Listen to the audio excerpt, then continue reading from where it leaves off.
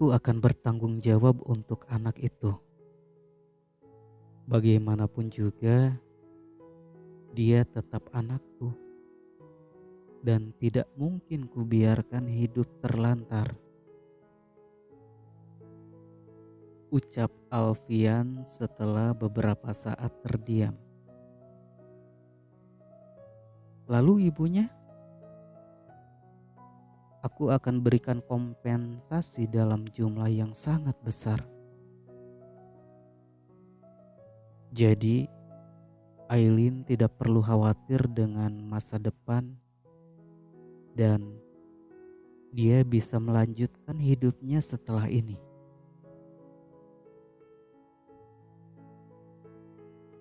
Sembari menggelengkan kepala, Gali berdecak pelan.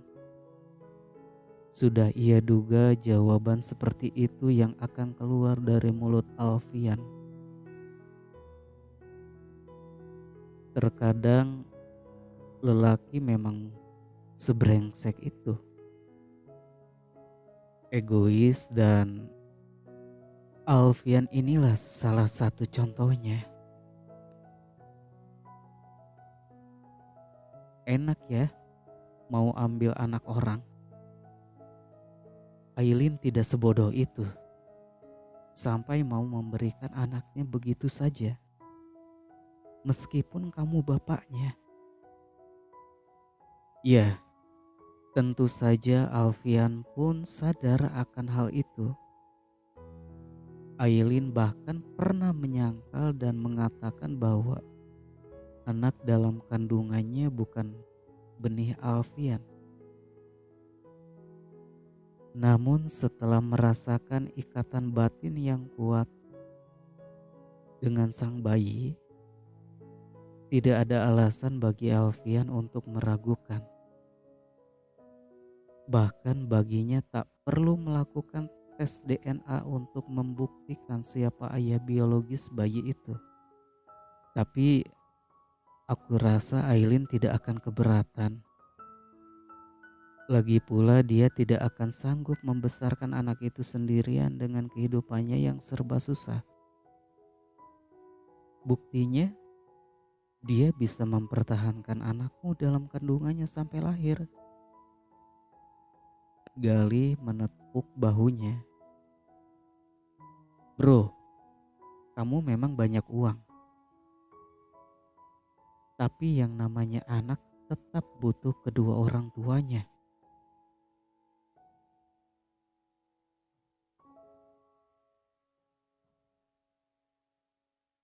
Tapi aku dan Aileen tidak mungkin bisa bersama.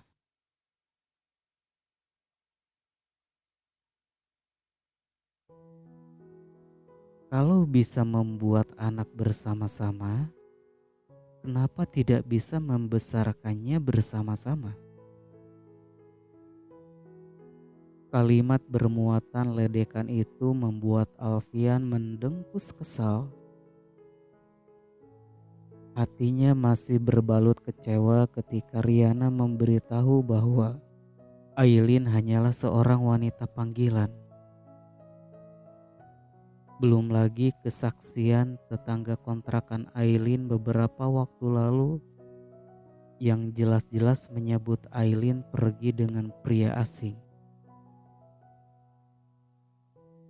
Meskipun Alfian adalah laki-laki pertama yang menyentuhnya, Aileen tetaplah bekas laki-laki lain. Dan pantang bagi Alfian untuk makan sisa. Aku tidak mau punya istri bekas wanita panggilan. Alfian membentak marah.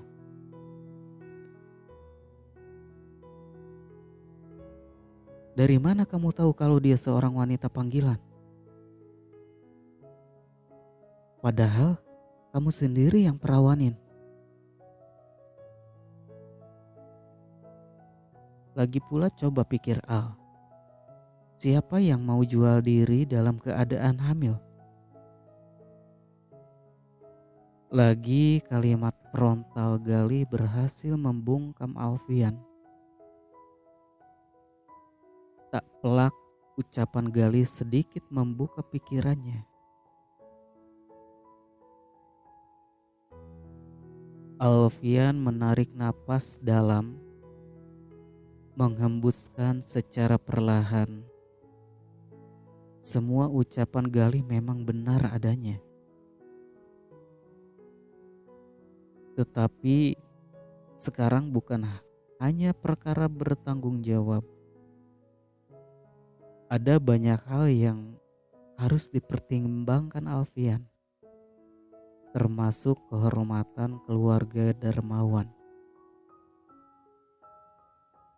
Kamu memang benar, tapi bagaimana dengan Oma dan Mama? Mereka pasti akan marah besar kalau sampai tahu hal ini.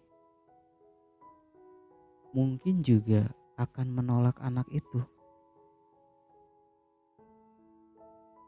Galih paham beban pikiran Alfian. Galih juga hafal benar bagaimana karakter Mama Feni dan Oma. Hadirnya seorang anak di luar nikah sudah pasti mencoreng nama baik keluarga Darmawan. Jadi kamu akan menyembunyikan status anak itu?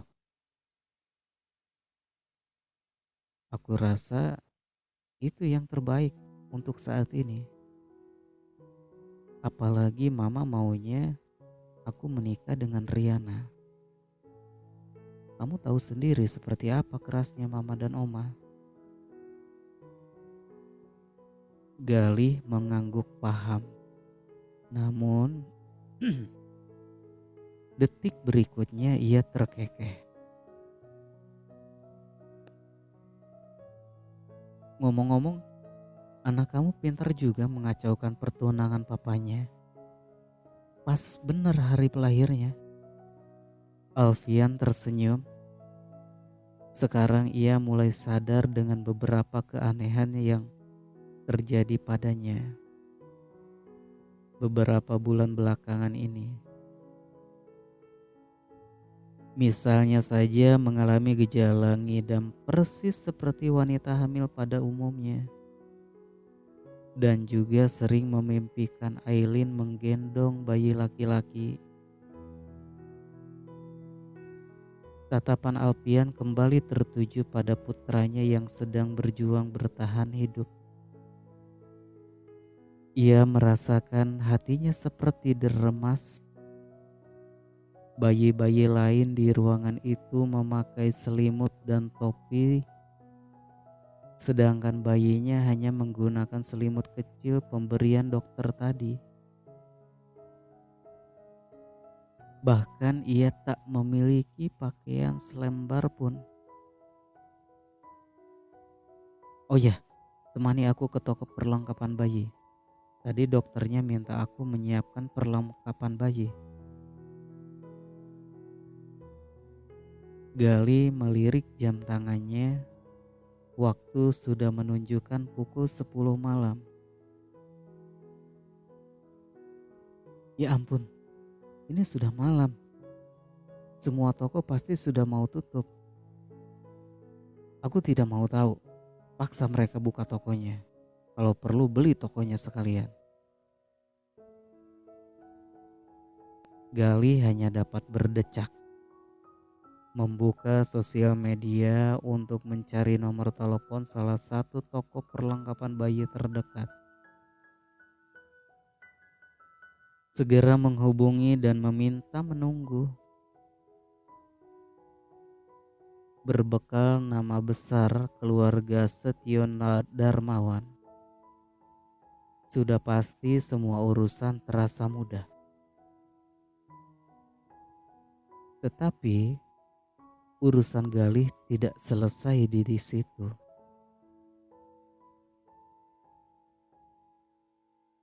Urusan Galih tidak selesai di situ.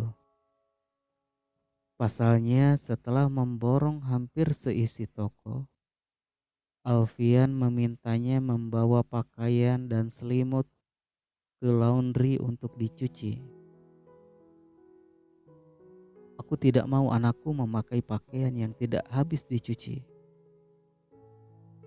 Dia bisa kena bakteri dan kulitnya akan gatal. Belum juga diakui sebagai bapak, posesifnya sudah di level setan. Gerutu Galih. Beruntung ada laundry 24 jam dengan layanan cuci kilat 2 jam, sehingga urusan perlengkapan bayi selesai hanya dalam beberapa jam saja. Malam semakin larut ketika Alfian masuk ke kamar perawatan Aileen. Wanita itu belum juga tersadar dari pengaruh obat bius. Di tubuhnya terpasang banyak alat medis. Ada beberapa luka memar di sekitar wajah akibat terjatuh dari eskalator di hotel tadi. Satu hal yang tidak bisa dipahami oleh Alfian. Setiap kali memandangi wajah Aileen, ada perasaan sakit yang menjalar ke hati. Masih segar dalam ingatannya ketika Aileen pertama kali datang padanya dengan tubuh penuh lebam membiru. Matanya yang sembab memancarkan luka sedemikian perih. Dan tanpa belas kasih Alfian malah menjadikannya pelampiasan nafsu. Meninggalkan bibit kehidupan baru dalam rahimnya. Entah seberat apa kehidupan yang dijalani Aileen setelah malam itu. Apakah benar ia menjalani kehidupan gelap seperti kata Riana, atau justru sebaliknya? Lalu kemana uang 1 miliar yang ia berikan malam itu?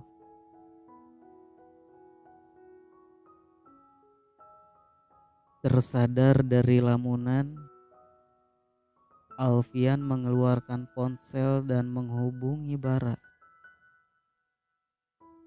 Anak buahnya itu mungkin kesal. Anak buahnya itu mungkin kesal karena sang bos selalu saja menghubunginya di tengah malam buta.